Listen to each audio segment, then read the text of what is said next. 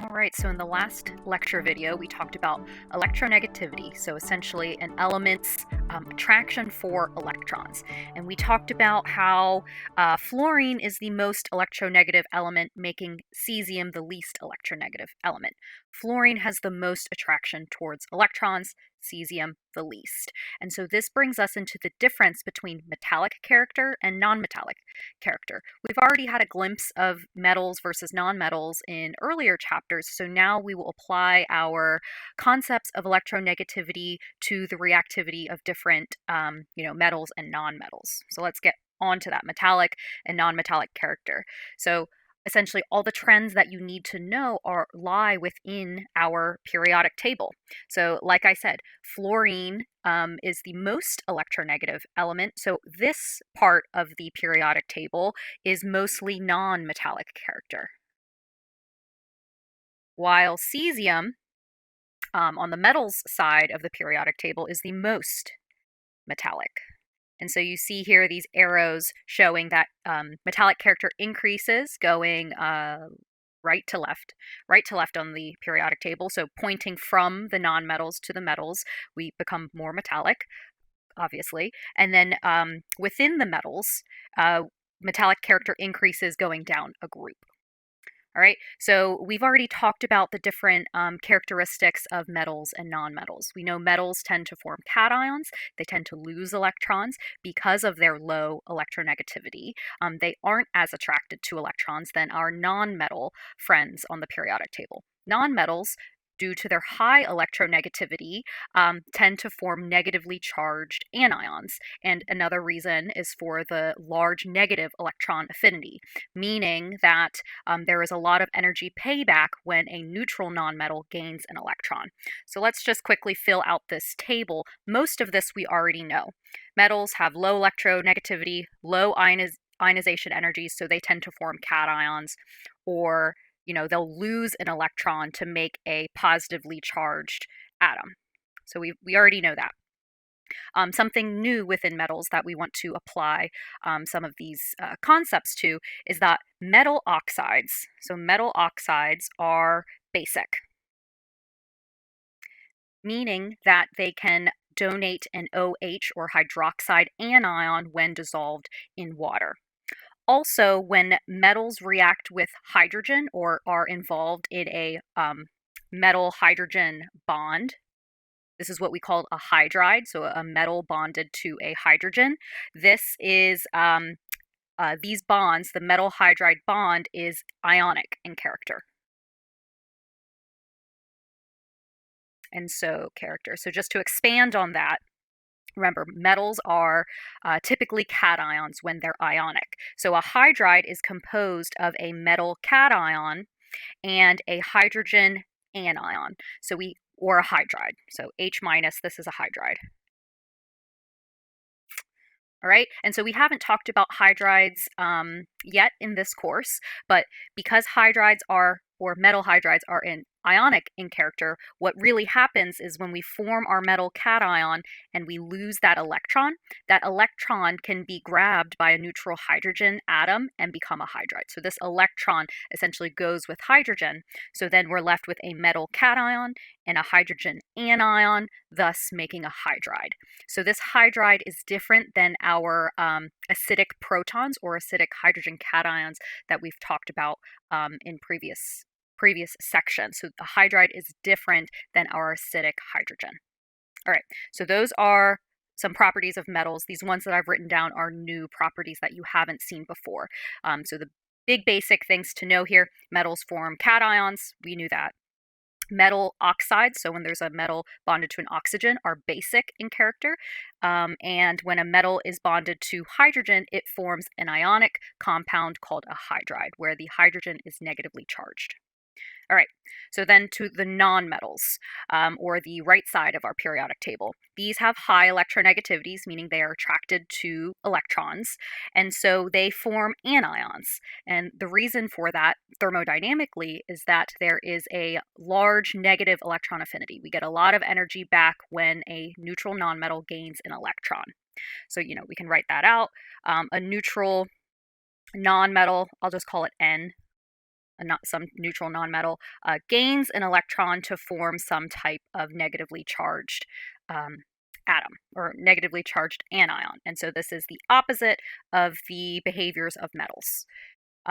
Next, kind of similarly, what happens when we bond a nonmetal to oxygen? So it's different than our metallic friends over here. When a nonmetal bonds to oxygen, these are acidic in character.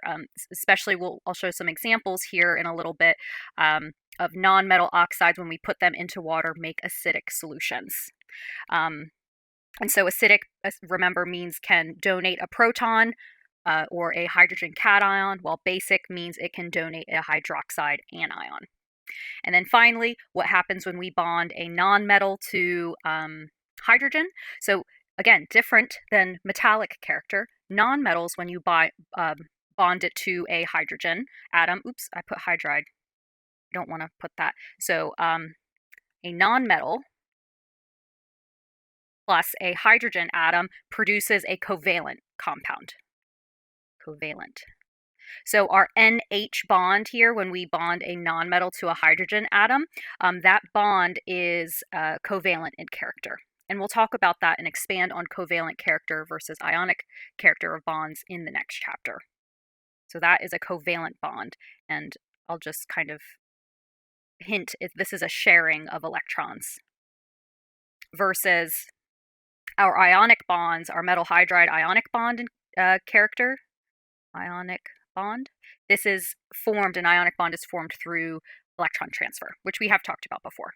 All right, so those are the properties of metals and nonmetals. And again, cesium is generally considered the most metallic element on the periodic table. You might see on our periodic table, where is mine?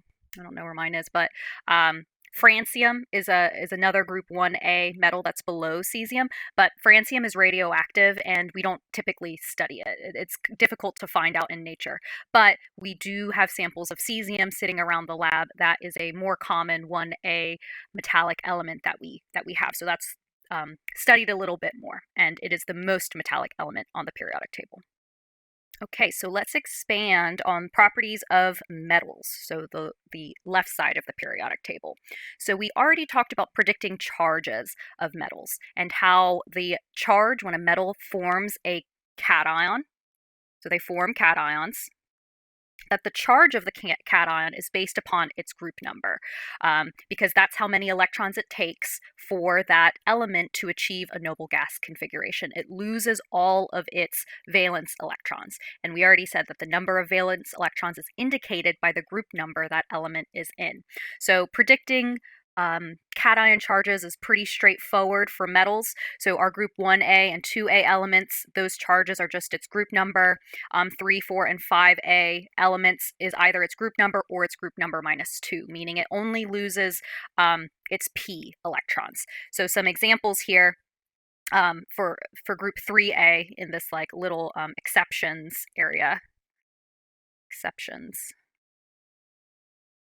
Where it's not as straightforward to predict charges. I mean, for group 1A and 2A, that's pretty straightforward. If you look at the periodic table, lithium as a cation is always lithium plus, or magnesium cation is always magnesium 2 plus because of its group number.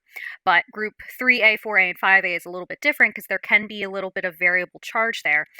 So for aluminum, only ever makes a +3 cation. That was one of our known monoatomic charges that we were to remember.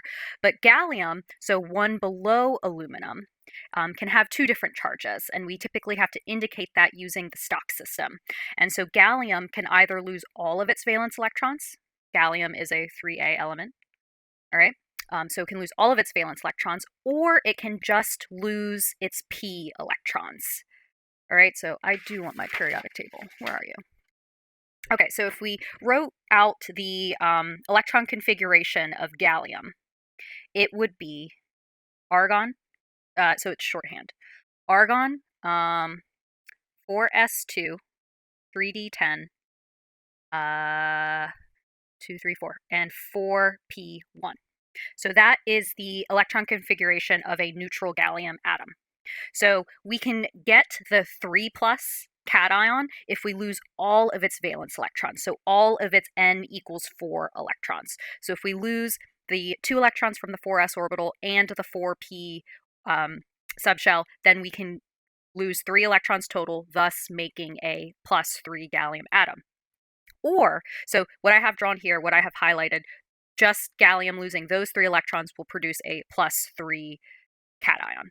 But gallium can also just lose one of its electrons, and that electron comes from the 4p subshell. And so if we just lose the electrons in the 4p subshell, we can make a +1 gallium cation. So it is possible for gallium to have a +1 and +3 charge. So that +1 comes from only losing its 4p1 electron.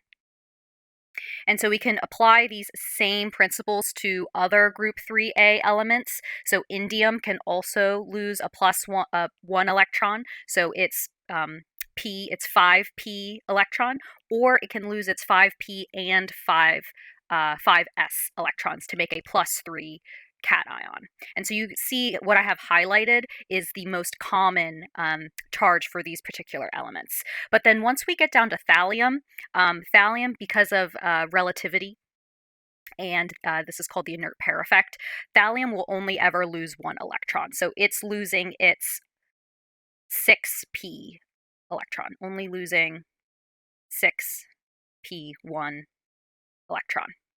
And so the reason thallium will only lose 1 electron is because what happens is that its 6s shell kind of contracts, and it's harder to pull out those electrons. So thallium as a cation is typically only exists as a +1 cation. So that's one of the exceptions. Up until now, I haven't really talked about some of these metals when trying to predict, ionic compounds because of these exceptions here. And so you can apply these same principles to other metals such as tin and lead. Those can have a variable charge, either having a +2 or +4 charge for these same reasons. You can either lose its S shell and its P shell, or just losing its P subshell. And that's how we can have those different charges. Okay, but just remember our group 1A and 2A friends, metals those charges are just predicted by its group number, but it gets a little weird once we get to 3, 4, and 5. All right, so let's talk about reactivity of some of these metals, these main group metals. So remember, metallic character increases going down the periodic table. As we go down the periodic table, our N principal quantum number gets larger, and our outermost valence electrons become further and further away from the nucleus. And so since those valence electrons are further away from the nucleus, reactivity of main group metals tends to increase as we go down the periodic table. And for that very reason, as we go down the periodic table, our N principal quantum number increases, the outermost electrons are further away from the nucleus, so they're easier to pick off on the outside.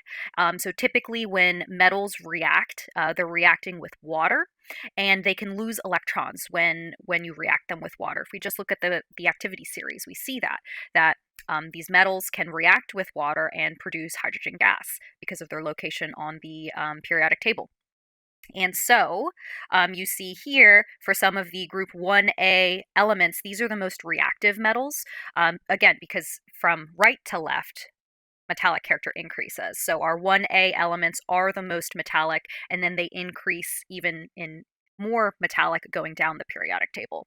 So within the 1A elements, lithium will be the least metallic and least reactive, and cesium being the most reactive. But they are pretty reactive in big, nice chemical reactions. So what's going to happen here whenever you place a group 1A metal in water, one of those electrons are going to be lost in a fiery or nice chemical reaction. So if we think about how easy is it to lose these electrons, all we have to look at is the ionization energies. So remember about those ionization energies, lithium has the highest ionization energy. It requires more energy to remove a 2s electron than it is a 6s electron, because that 6s electron is further away from the nucleus of a cesium atom. So these are the reactions that happens for alkali metals, so our group 1A folks. All right, so these reactions are pretty violent reactions when you place them in water. So if you place any one of these metals into water, you make the metal hydroxide. So remember, metals are oxides are basic, and you produce hydrogen gas in the process. So it goes up in a fiery explosion. Lots of bubbles are generated because you are generating hydrogen gas. And so if you place these different elements in water, cesium will have the most violent reaction, while lithium, a reaction does occur, but it's not as violent as our lower group, or lower period elements such as cesium. And so you can watch a YouTube video here and see the differences in reactivity of placing these different neutral metal solid elements in water. So I'll just note here that lithium will be in water is the least reactive, although it still reacts. And then cesium and francium will be the most reactive. There's a video out there of someone in like a middle of a field, and they fill up a bathtub filled with water, and they put like a tiny grain of francium in the bathtub. They throw it in, and then they run away and hide behind like a barricade, and the whole bathtub blows up. So that's how reactive francium and cesium can be.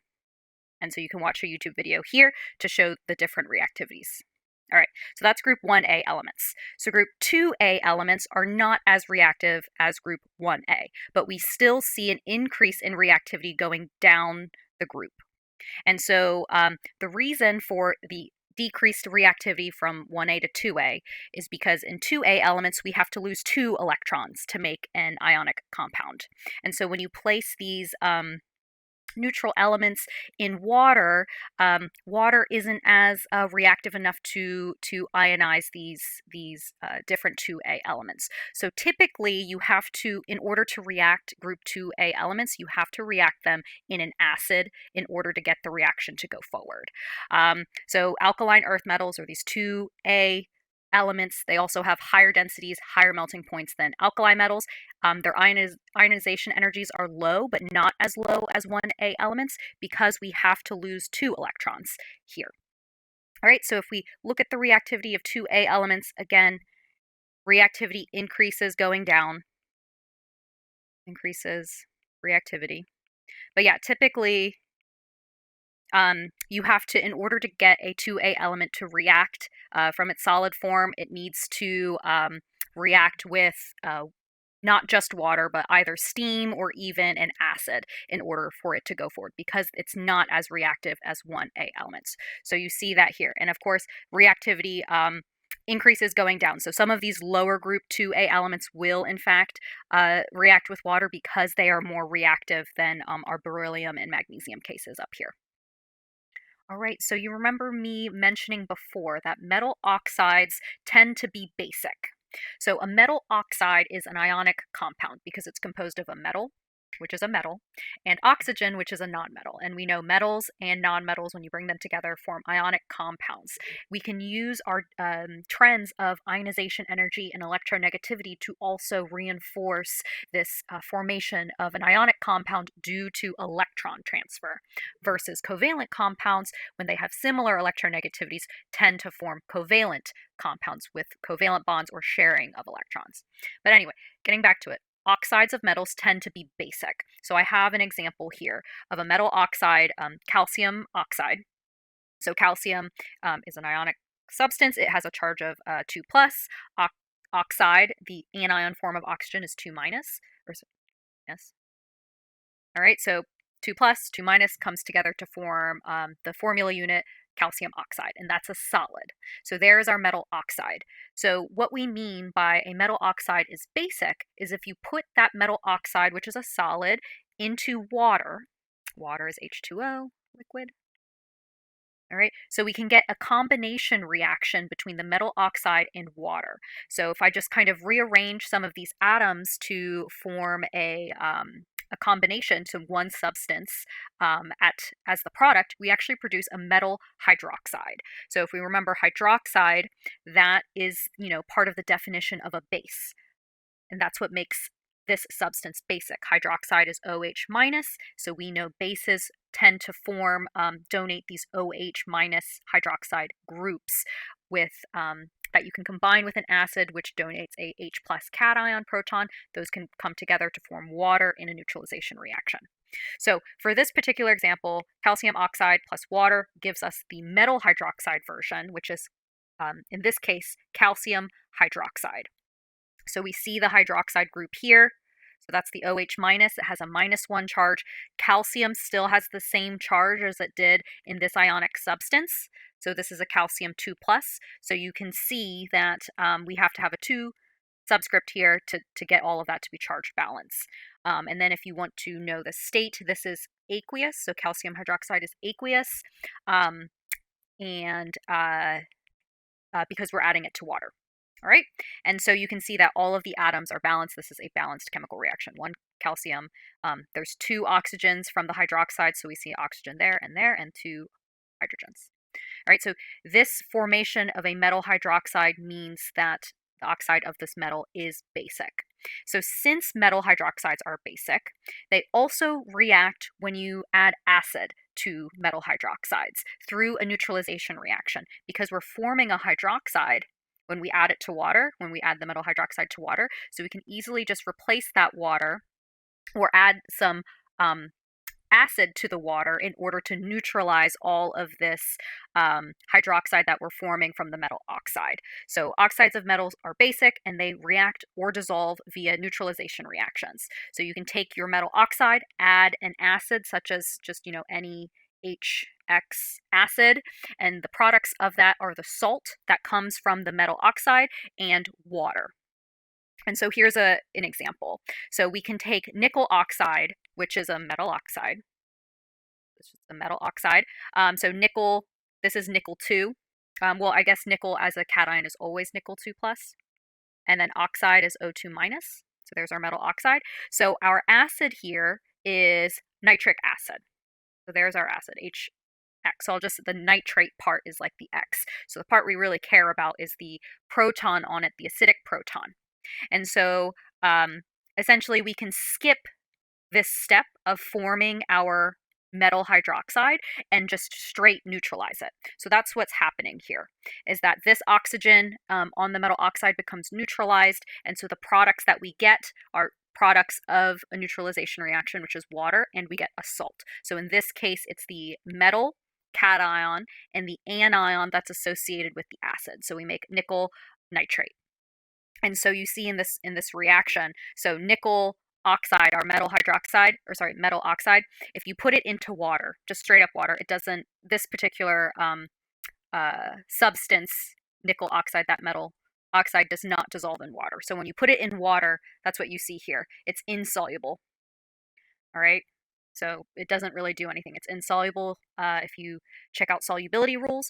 But if we put nickel oxide in acid, in this case nickel nitrate, it does dissolve. So that's what we did here. So this is kind of like before, put a little bit of scoop of nickel oxide in water, a little bit in acid. And so you see the products here. When you put nickel oxide in water, nothing happens. It doesn't dissolve. But when you put it into acid, what you get is this neutralization reaction and you form nickel nitrate, which is the salt product of the neutralization reaction. Right, so some other metal oxides behave this way, that they won't dissolve in water, but they will dissolve in acid. All right, so let's talk about nonmetals, or all of the elements towards the right side of the periodic table. So we've talked a lot about nonmetals and how many of them are diatomic molecules when they exist on Earth. So we don't typically see just a single oxygen atom, but it's typically O2 gas, so a diatomic molecule. So the majority of the nonmetals, elements on the right side of the periodic table, tend to be gases like O2, N2, how they occur naturally on Earth. So most are gases, diatomic molecule gases. Others are solids, dull or brittle solids. All nonmetals are poor conductors, or oftentimes we consider these insulators. So they do not conduct electricity or heat very well. Some of the exceptions of gases of nonmetals, so we see a trend here that we will expand on this when we get to intermolecular forces in chapter 10. But if we look down the halogen series of gases, so fluorine, chlorine, bromine, iodine, so fluorine, F2 would be the first one. So fluorine the topmost halogen as a diatomic molecule is a gas. Chlorine gas, or chlorine Cl2, is also a gas. But as we get heavier going down the halogens, bromine is one of the only nonmetals that is a liquid at room temperature and standard pressure and temperature.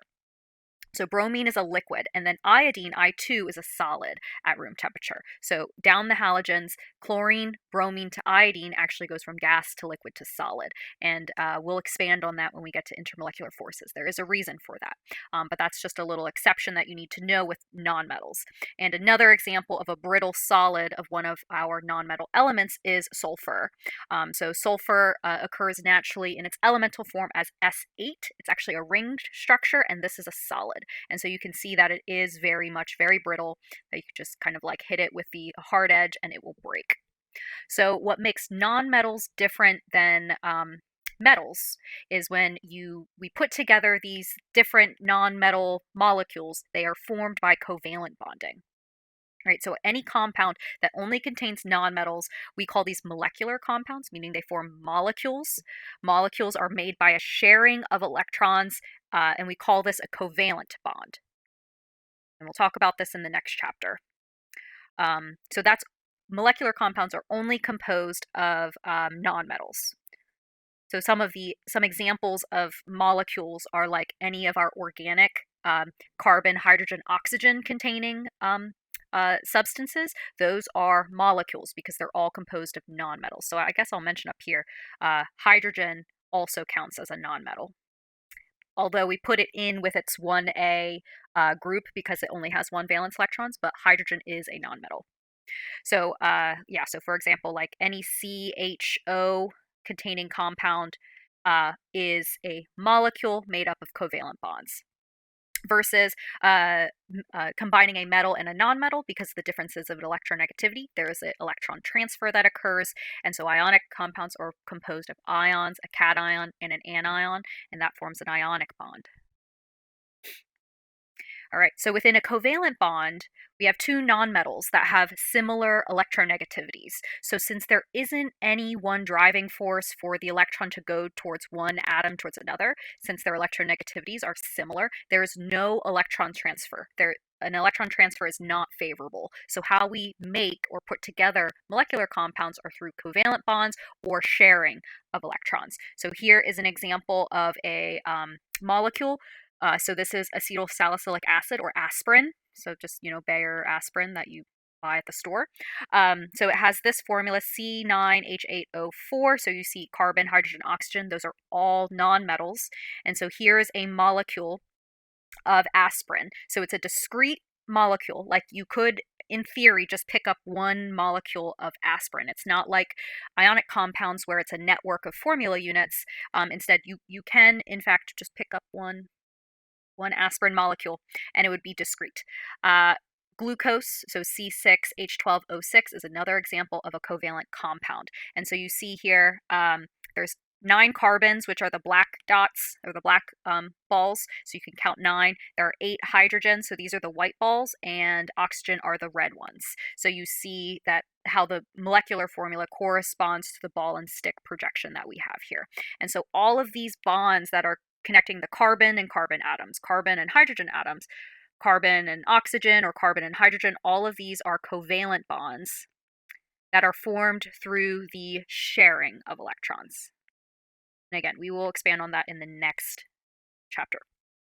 Okay, so let's also think about one of the other notions about nonmetals that I talked about. Nonmetal oxides, so counterpart to metal oxides. Metal oxides are basic. Non-metal oxides are acidic. All right, so you can kind of think of a non-metal as just the opposite of a metal.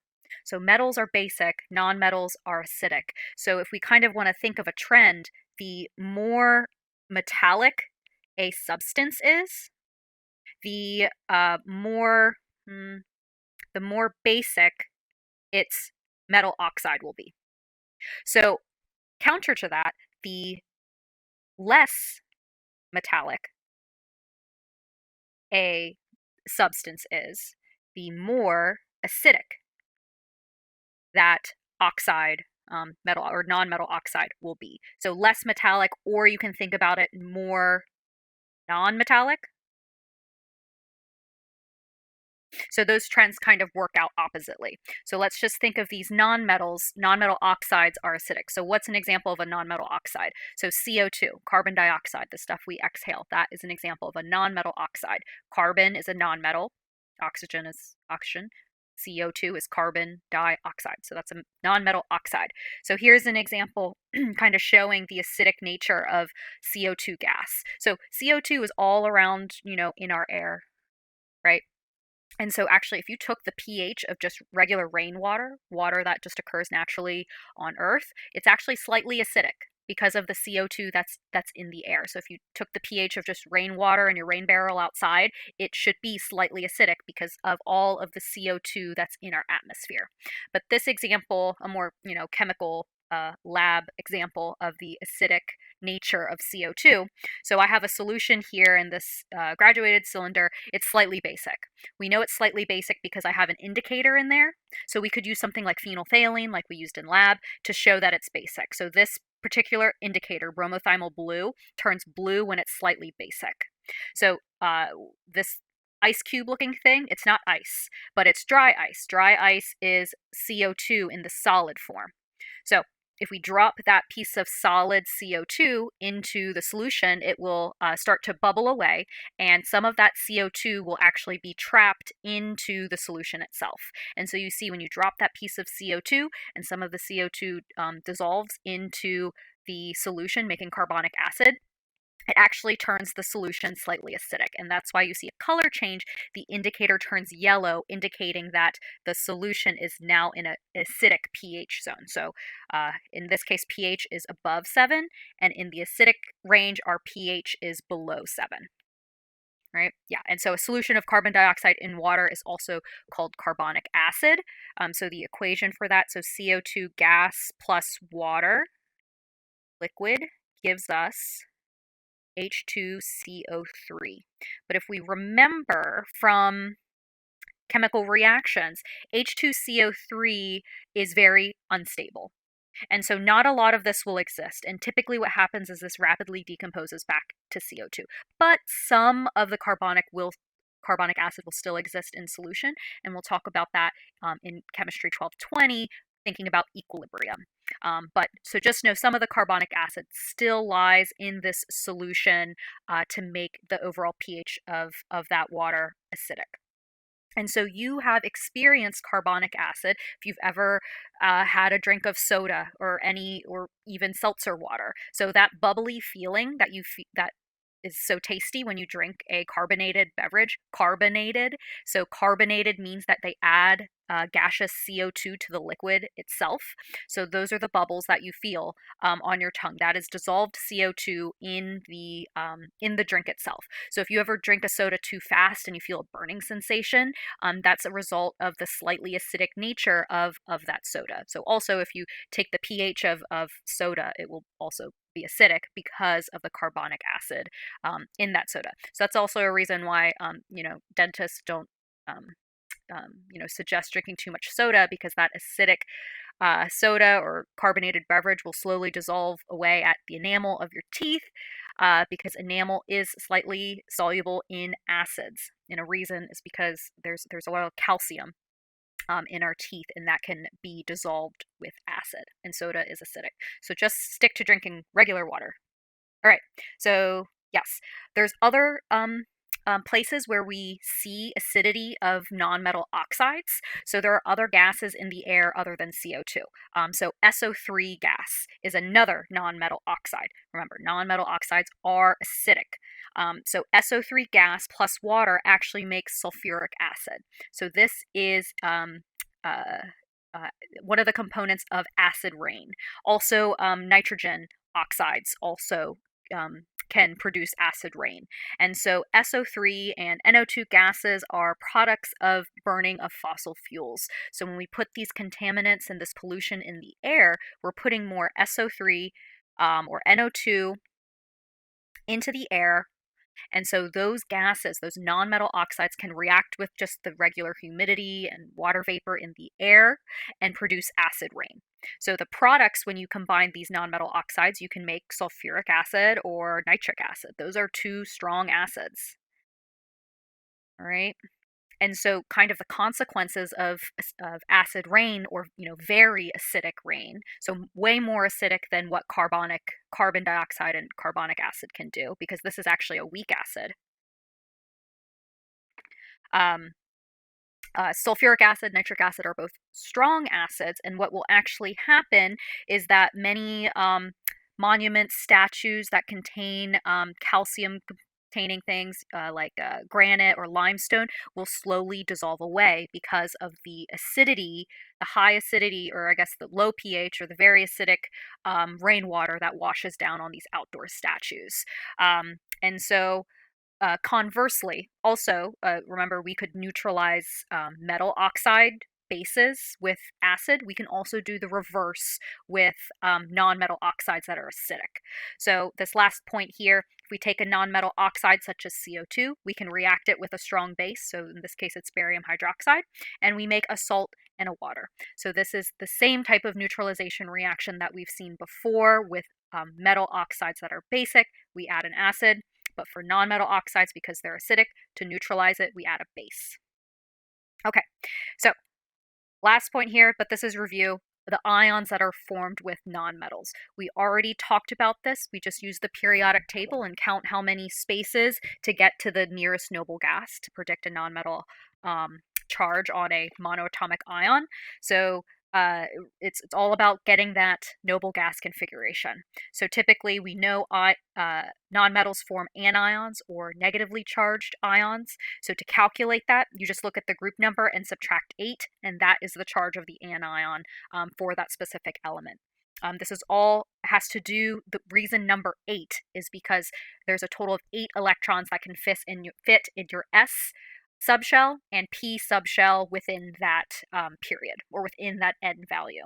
So that's why the number 8 is kind of important here. We kind of expanded on that in electron configurations. So we should be able to predict these monatomic ions for these different elements. So iodine, again, if you just look at the group number, you can predict the ion charge. So iodine is group number 7A. It's a halogen. So to get over to 8A, you have to add 1 electron. So iodine will be an I minus anion, or a -1 charge. Nitrogen is group 5A. So to get to 8, there's 3 electrons. So nitrogen as an anion, nitride, is N3 minus. That's a -3 charge on nitrogen. There's 3 extra electrons there. Selenium is underneath oxygen, right? Or sorry, sulfur, underneath sulfur, but it's in group 6A as well, like sulfur and oxygen. And so, just like regular group chemistry, so oxygen, sulfur, and selenium should all have the same anion charge because they're all in group 6A. So you need 2 extra electrons to get to group 8A. So selenium as an anion will be Se2 minus. So that's an extra 2 electrons. All right, so yeah, remember anions are formed. It's typically a non-metallic property because of its high electronegativity, or because of its very negative electron affinity. So there's kind of 2 different ways you can think about it. All right, okay, so that's metals, nonmetals. Now let's talk about metalloids. So the weird stair-step case that's separating our metals and our nonmetals. So how do we come up with metalloids? But if we think about the trends of how metallic character increases on the periodic table, we can kind of see how that staircase shape comes into play when trying to identify a metalloid. A metalloid is not a true metal. It's not a true nonmetal. It has properties in between.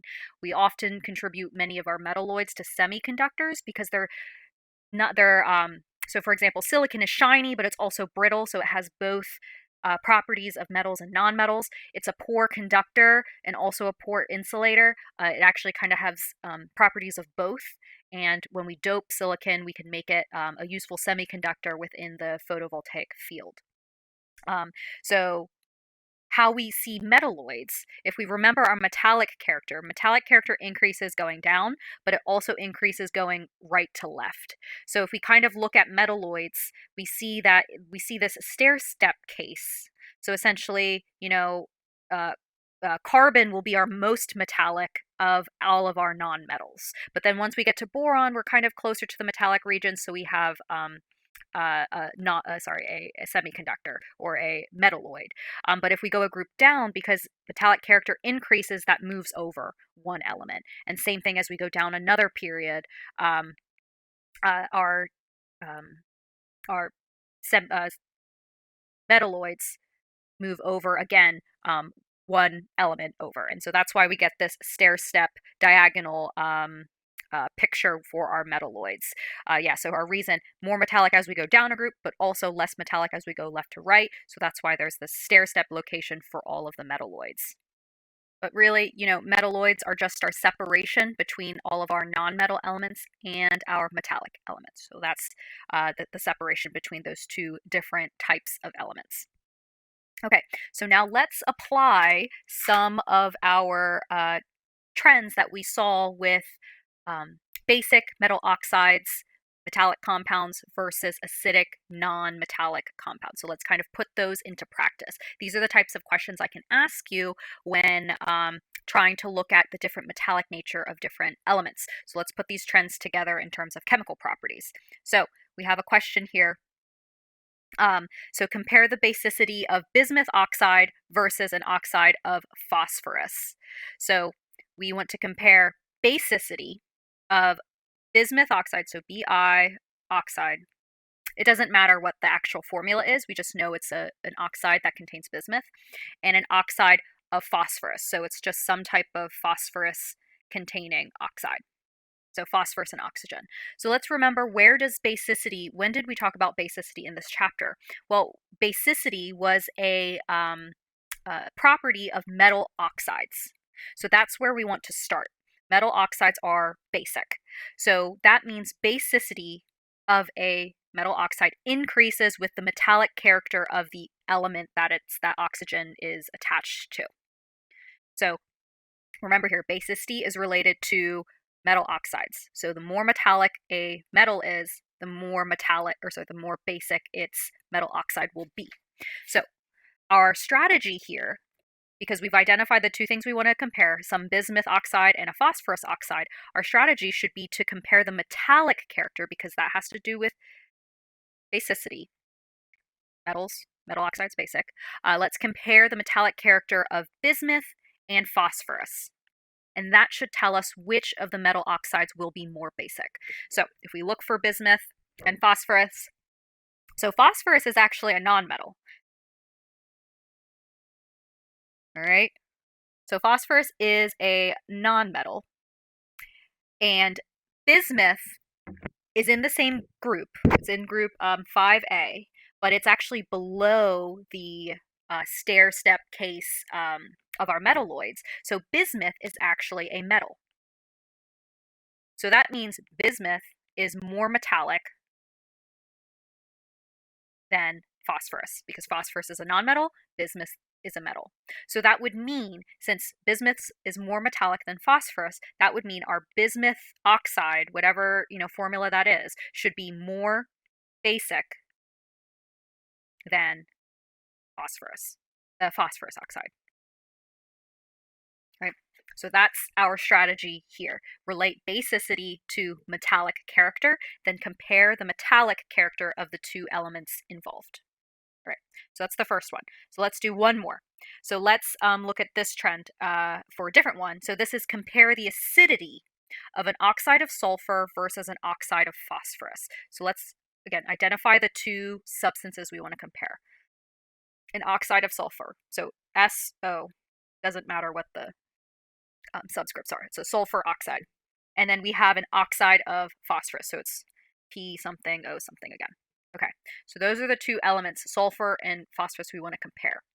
But this time, instead of basicity, we're thinking of acidity. So we can kind of think of this in two ways. Acidity is related to nonmetal character. Right? So the more non-metal character a atom has, the more acidic it will be. Or you can think of it in terms of metallic character. So that means the less metallic a element is, if it's less metallic, that means it's more non-metallic, so that means it will also be more acidic. So there's two different ways you can kind of think about this. So we need to apply these, different relationships to our sulfur and our phosphorus. So let's look at sulfur and phosphorus. Okay, so sulfur and phosphorus are both in period 3. All right, those right here, they're right next to each other. So let's remember, okay, so our periodic table, whatever. So we have phosphorus and sulfur, different boxes next to each other. So if we remember our trends for metallic character, we know that metallic character increases going right to left on our periodic table. Cesium is the most metallic, and helium is the most non-metallic. So metallic character increases going left to right, or sorry, right to left. So that would mean that phosphorus is more metallic than sulfur, using our trends for metallic character.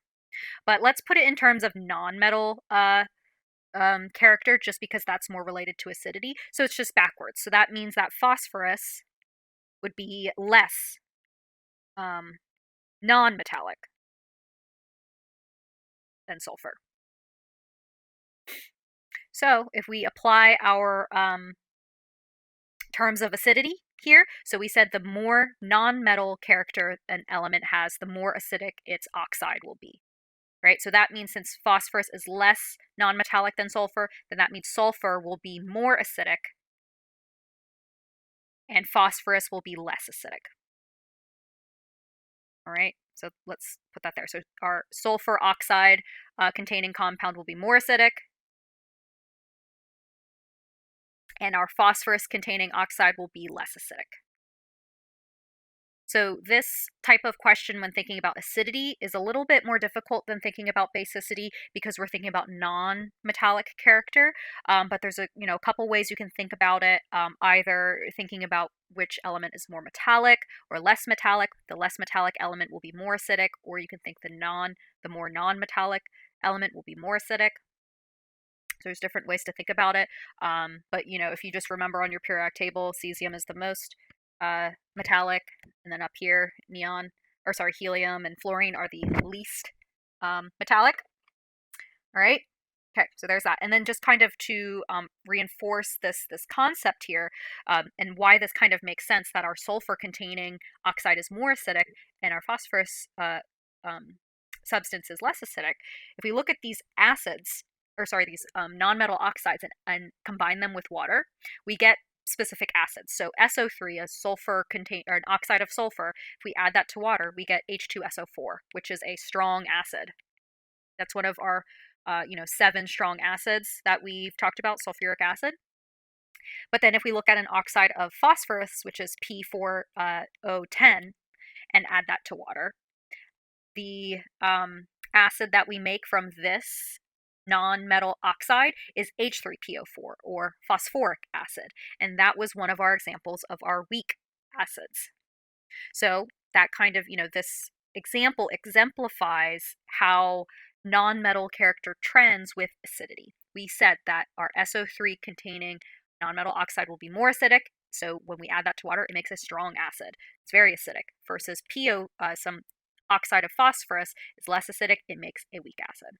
All right, so those are the types of questions I can ask you when it comes to metallic character, thinking about basicity and acidity. So that's application of metallic character. I mean, I can ask you, which substance is more metallic, nitrogen or phosphorus, but that's a little bit too easy because it's just directly applying concepts of metallic character. So instead, I can ask you questions about acidity and basicity of those respective oxides.